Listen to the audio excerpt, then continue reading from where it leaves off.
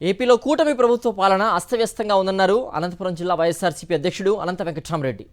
చంద్రబాబు ఊసరవెల్లితో పోటీ పడుతున్నారని విమర్శించారు.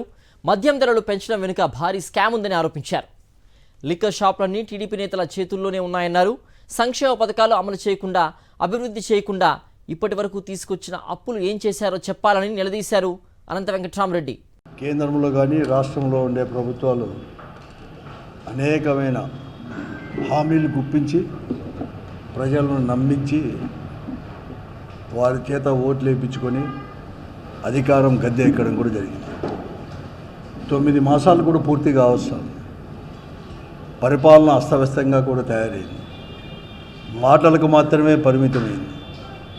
ప్రచారం చేసుకోవడానికి మాత్రమే పరిమితమైంది.